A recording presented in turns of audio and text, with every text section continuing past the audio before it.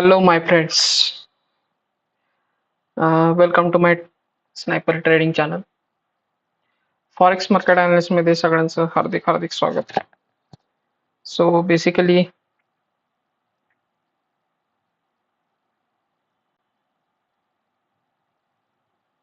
बिटकॉइनचा chart मी open केलाय आणि chart जर बघितला तुम्ही, सो हा जो सप्लाय झोन होता डेलीचा ड्रॉप बेस्ड ड्रॉप, या सप्लाय झोन मध्ये किती वेळा त्याने रिजेक्शन दिले बघा. म्हणजे कॅन्डल खूप चांगल्या झाल्यात, नो डाऊट. म्हणजे एकदमच चांगल्यात अशा नाही, प्रत्येक कॅन्डल तुम्ही बघा ह्याच्यावरती वीक आहे, ह्याच्यावरती ते एकदम चांगली वीक आहे, ह्याच्यावरती पण वीक आहे आणि ह्याच्यावरती पण वीक आहे. म्हणजे ऑलमोस्ट किती वेळा लिक्विडिटी स्वीप केली बघा, किती वेळा. म्हणजे इथं सेलिंगची कॅन्डल तयार झाली, इथं स्वीप केली, इथं सेलिंग क्रिएट झालं, इथं स्वीप केली, इथे सेलिंग क्रिएट झालं, इथे सेलिंग क्रिएट झालं, इथं स्वीप केलं, इथं सेलिंग क्रिएट झालं, इथं स्वीप केलं. म्हणजे ऑलमोस्ट बायर्सला दमवलं इथे. माझं आपलं लॉजिकल जी गोष्ट आहे, म्हणजे ज्या ठिकाणी एक्झॅक्टली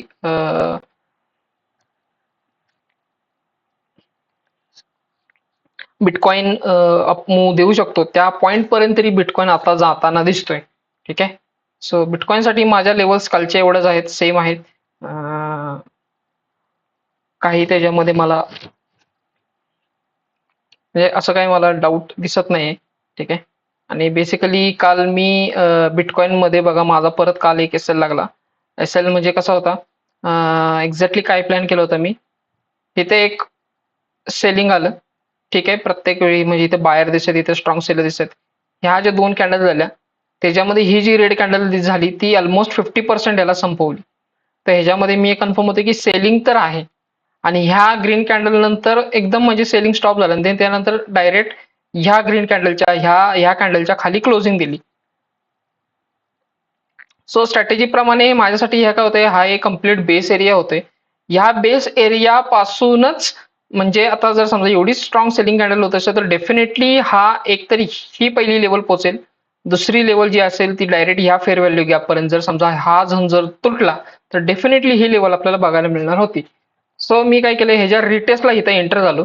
ह्या लेवलला एंटर झाल्यानंतर इतकं प्रॉफिट मिळालं, ठीक आहे. बट त्यानंतर ही जी काही स्पाइक आली त्याच्यामध्ये माझा एस एल गेला.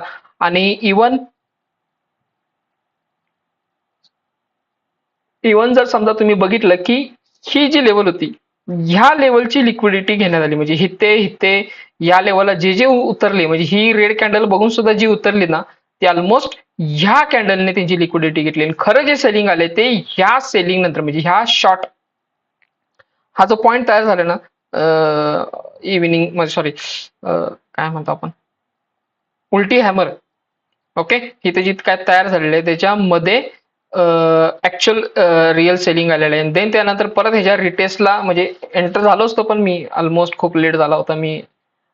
ओके. पॉसिबल नव्हतं. सो बेसिकली ह्या लेवल पासून बघा परत रिटेस्टला इथे एंट्री मिळाली आणि मग मार्केट आपण जे म्हटलं त्या लेवल पर्यंत जाऊन बघा, ह्या लेवल पर्यंत तरी जाऊन आलं. म्हणजे ह्या लिक्विडिटी पर्यंत तरी ते गेलं होतं. म्हणजे ऑलमोस्ट खूप जबरदस्त पॉईंट मिळाले, कॅप्चर केले असते जर मी थोडंसं अजून वेट केलं असतं. तर बेसिकली केलं काय, खूप लेट नाईट होतं. लेट नाईट मध्ये एक्झॅक्टली बिटकॉइन काय करतं तर एक लिक्विडिटी एरिया क्रिएट करत असतं. आता ही जी लिक्विडिटी एरिया क्रिएट झाली बघा, ही लिक्विडिटी एरिया क्रिएट झाली, इथे लिक्विडिटी हंट झाली, लिक्विडिटी स्वीप झाली. ठीक आहे. ही स्वीप झाली, ही स्वीप झाली, ही स्वीप झाली आणि फायनली ही स्वीप केली त्याने. ही स्वीप करून म्हणजे बेसिकली केलं काय, ह्या कॅन्डल नंतर इथे हॅमर तयार झाली, ही कॅन्डल चांगली बुलिश क्रिएट केली. देन त्याच्यानंतर इथे प्राइस काय होते हळूहळू म्हणजे एका साइडवेज फॉर्मॅटमध्ये चालले आणि देन त्यानंतर ही जी हॅमर झाली ह्याच्यामध्ये कन्फर्मेशन आले की परत बिटकॉइन वर जाणार आहे. सो असं काहीतरी एक प्राइस ऍक्शन ह्याच्यामध्ये चालू आहे. आणि बेसिकली जर समजा तुम्ही बघितलं, खालच्या लेवलला पहिल्यांदा लिक्विडिटी हंट केली, परत वरच्या लेवलला हंट केली, असं कंटिन्यूस करत बिटकॉइन ऑलमोस्ट परत अपवर्ड डायरेक्शन मध्ये गेला.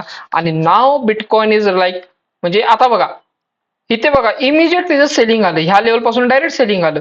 इथे तसं झालं का, इथे तसं नाही झालं. म्हणजे हे अनप्रिडिक्टेबल आहे बिटकॉइन मध्ये. म्हणजे इव्हन फॉरेक्स कोणत्याही मार्केटमध्ये अनप्रिडिक्टेबल आहे की असं होऊ शकतं. ठीक आहे. सो बेसिकली इथं किती लिक्विडिटी क्रिएट केली असेल, किती हंटिंग केलं असेल बघा, किती मॅनिप्युलेशन झालं असेल. सो हे होत राहतं बिटकॉइन मध्ये. आणि इव्हन एक स्टॉप लॉस झाला लागला म्हणून काय थांबायचं नाही की एक स्टॉप लॉस एस एल लागला त्यामुळे काय शांत बसायचं, मग दुसरं घ्यायचं नाही, दुसरं पण घ्यायचं. जेव्हा ट्रेड मिळेल, जेव्हा आपल्या फॉर्मॅटमध्ये आपल्या सेटअपमध्ये ट्रेड बसेल त्यावेळी डायरेक्टली उतरायचं. ठीक आहे. आता हे बघा, बेसिकली ही तर लेवल किती भारी आहे बघा. ह्या लेवल पासून म्हणजे हिथं आपलं बेस आहे. ह्या लेवल पासून जर आपण एंट्री घेतली असती, हिथे एक स्नायपर एंट्री घेतली असती, इथून ते इथपर्यंत आपलं किती जबरदस्त टार्गेट मिळालं असतं. सो हे पॉसिबल आहे. बिटकॉइनमध्ये हेच तर पॉसिबल आहे. कंटिन्युअस प्राइस ऍक्शन फॉलो होतात. फक्त एवढंच आहे की लिक्विडिटी हंटिंग खूप होते. खूप होते. इवन हा हा हा पॅटर्न सुद्धा बघा, ड्रॉप बेस ड्रॉप आहे. ह्याच्यामध्ये ही जी बेस आहे, ह्याच्या नियर अबाउट आपण एंट्री घेतो. इथे एंट्री भेटली, शार्पली डाऊन, राईट. सो असं. आणि बेसिकली ना मोबाईलवरती खरंच म्हणजे मी मोबाईलवरती बघतो, पण एवढं काय मला म्हणजे मोबाईलवरती एकदम चार्ट असा प्रॉपर कळतच नाही, म्हणजे लक्षातच येत नाही ऍक्च्युली काय प्रिव्हियसली काय पॅटर्न क्रिएट झाला होता तो लक्षातच येत नाही.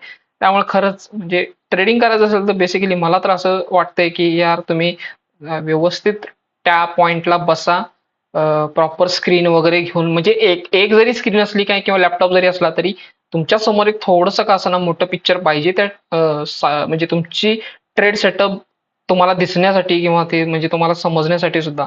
ठीक आहे. सो मला तर ते तसं वाटतं की असं तर व्हायला पाहिजे.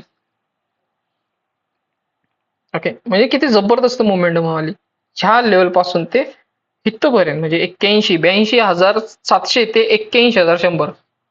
किती जबरदस्त पॉईंट आले. Let see the gold.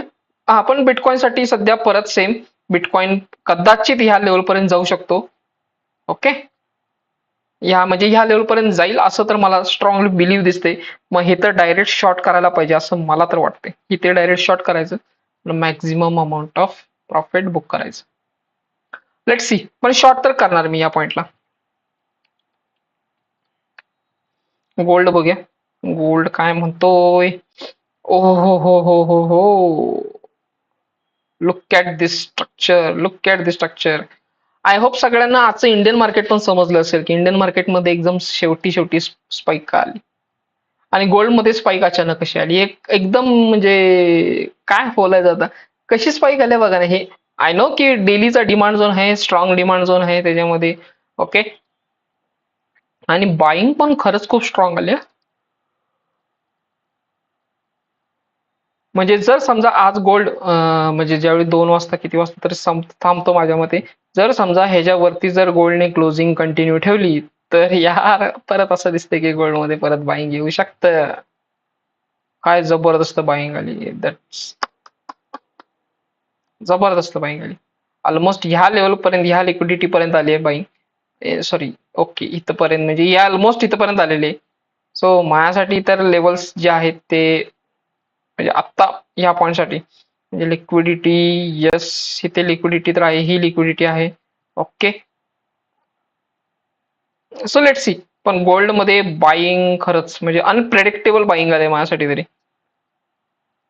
म्हणजे काय चाललंय ना काही समजत नाही. म्हणजे इव्हन जर समजा तुम्ही न्यूज जरी बघितला तर आम्ही सीज फायर करतोय असं कुठेतरी सांगतायत, आणि मध्येच इराणने हमला पण केला युएच्या कोणत्या तरी म्हणजे पॉइंट्स वरती. ते म्हणजे हे पण चालू आहे, म्हणजे एक्झॅक्टली काय चालू आहे काही कळत नाही. काल डोनाल्ड ट्रम्पने तर इराणचे काही 5 शिप्स उडवले पण. सो असं काहीतरी सध्या चालू आहे, मिक्स पोझिशन चालू आहे. सो मे बी त्याच्या इम्पॅक्टने पण असेल कदाचित.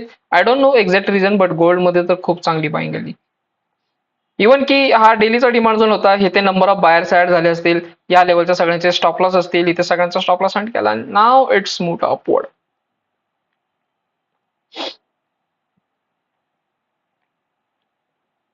गोल्डचं बाईंग कंटिन्यू राहिलं तर डेफिनेटली गोल्ड तुम्हाला इथे बघायला मिळेल ह्या लेवलपर्यंत, आणि परत ट्रेंड लाईनचा सपोर्ट घेऊन करत परत गोल्ड डाऊन साईड येईल. पण गोल्डमध्ये म्हणजे अनएक्सपेक्टेड बिहेवियर सध्या चालू आहे, एवढं मात्र नक्की. सध्या काहीतरी गोल्डमध्ये चालू आहे.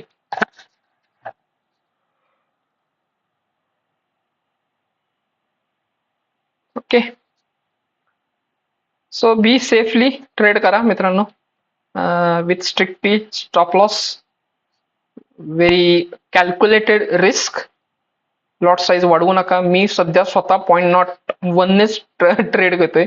मी अजून सुद्धा माझं म्हणजे लॉट साईज वाढवलेलं नाहीये. लॉट साईज तेव्हाच वाढवणार जेव्हा मी फुल टाइम ट्रेडर असेल, जेव्हा माझ्याकडे कॅपिटल पण तेवढं ग्रो झालं असेल. सो तेव्हाच मी लॉट साईज वाढवून ट्राय करणार. ओके, सो प्लीज मित्रांनो, like the video, share with your friends and subscribe my channel. Stay tuned with our Sniper Trading platform. Thank you.